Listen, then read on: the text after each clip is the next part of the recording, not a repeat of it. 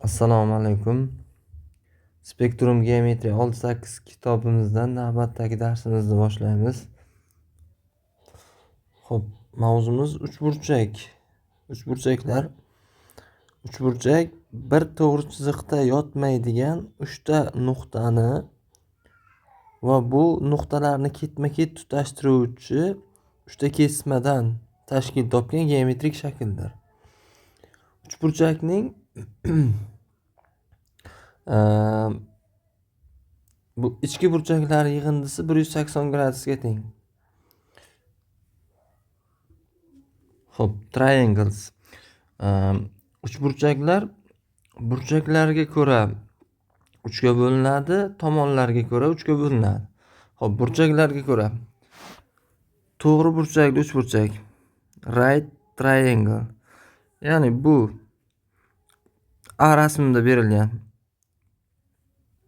90 gradus burchakka ega bo'lgan uchburchaklar to'rtburchak uchburchaklar deyiladi. Acute triangle bu o'tkir burchak uchburchak.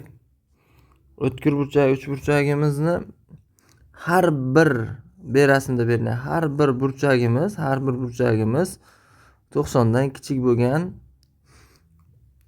uchburchakka o'tkir burchakli uchburchak deyiladi. Ya'ni 3 ta burchak ham 90 gradusdan kichik bo'lishi shart. Oxirgisi o'tmas obtuse triangle. Bitta 90 dan katta bo'lgan burchakka ega bo'lsa,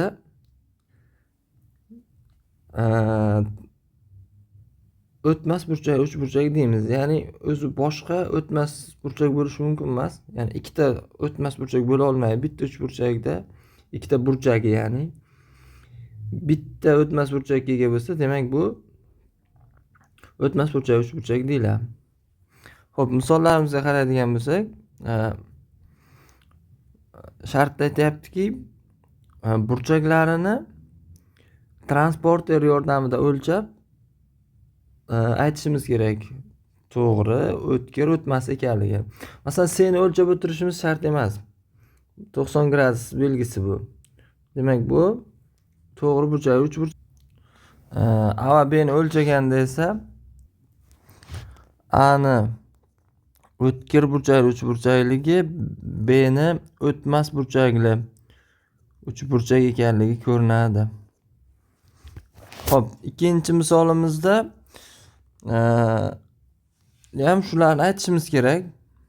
Uchinchi burchakni topishimiz kerak. Bu yerda biz aytdik, uch burchakning ichki burchaklari yig'indisi 180 gradus dedik. Agar bu ikkalasini yig'indisi 140 bo'lsa, demak 3-burchagimiz ham 40 gradus bo'ladi. Bu yerga nima? 40 gradus qo'yamiz. Xo'p, bizda 90 gradusdan katta bitta burchak bor, 100 gradus. Demak, bu o'tmas ekan. Obtuse triangles. Xo'p, ikkinchisida 65 ga 75 ni qo'shamiz. 140 bo'ladi. Ya'ni 180 bo'lish uchun bu ham 40 gradus. Hamma burchaklarimiz 90 dan kichik bu yerda. Demak, bu o'tkir burchakli uchburchak. Xo'p, bu belgini aytdik. Bu 90 gradus ekanligini bildiradi. Bu 90 gradus bo'lsa, uchalasi yig'indisi 180 gradus berish uchun bu 35 gradus bo'lishi kerak. 90 gradus burchakka ega bo'lgan uchburchakni biz aytdik to'g'ri burchakli uchburchak deb. Demak, to'g'ri, o'tkir, o'tmas 3 xil turi bor burchaklariga ko'ra uchburchakning. Keyingi mavzumiz yana uchburchaklar, faqat tomonlariga ko'ra. Xo'p, uchburchagimiz tomonlariga ko'ra ham 3 ga bo'linadi. Ya'ni teng tomonli, teng yonli, turli tomonli. Xo'p, equilateral.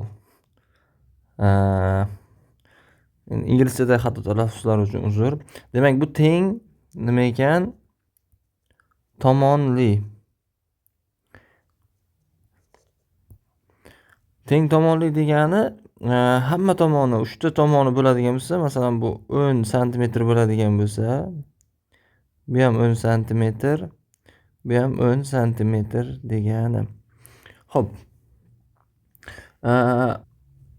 Tomonlari teng bo'lsa, ya'ni uchta tomon bir-biriga teng bo'lsa, burchaklari ham teng bo'ladi. Ya'ni ular 60 gradusdan bo'ladi uchalasi ham. Muntazam uchburchakni hosil qiladi. Ya'ni biz uni regular muntazam uchburchak deb ketishimiz mumkin. Triangles. Xo'p. Equilateral degan jumlani biz teng tomonli dedik va bu faqat uchburchak uchun ishlatilmaydi. Masalan, rom oladigan bo'lsak, romda